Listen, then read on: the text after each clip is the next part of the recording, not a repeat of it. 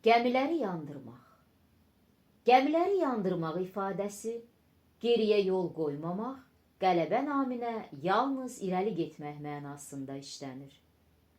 Qədim zamanlarda öz döyüşçülərinin cəsarətinə o qədər də bel bağlamayan qətiyyətli sərkərdələr sahilə çıxandan sonra gəmiləri yandırırdılar ki, döyüş meydanından qaçmaq imkanı qalmasın.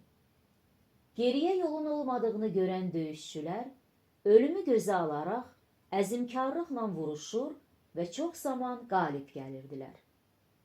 İfadənin yaranması ilə bağlı müxtəlif mülahizələr var.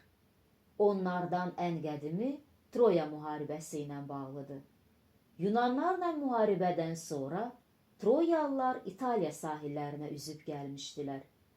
Bu yerlərin təbiəti Troya qadınlarının elə xoşuna gəlir ki, ərləri buradan heç yerə getməsinlər deyə bütün gəmiləri yandırıblar. Şərqdə isə bu ifadə Ərəb xilafətinin hərbi yürüşlərindən sonra geniş yayılmışdı. 8-ci əsrdə İslam dininin Avropaya da yayılması üçün hərbi yürüşlər başlanmışdı.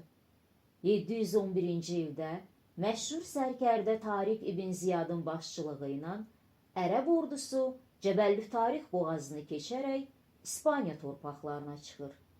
Ordu sahilə çıxan kimi İbn Ziyad əskərlərin geri qaçmaması üçün hamının gözü qarşısında bütün gəmiləri yandırmağı əmr edir. Sərkərdə ordu qarşısındakı çıxışında bildirir ki, bu müqəddəs məqsəd üçün ölənədək döyüşmək lazım gələcək. Arxanızda düşmən kimi dəniz, önünüzdə dəniz kimi düşmən, sonadək döyüşməkdən başqa yol qalmamışdı.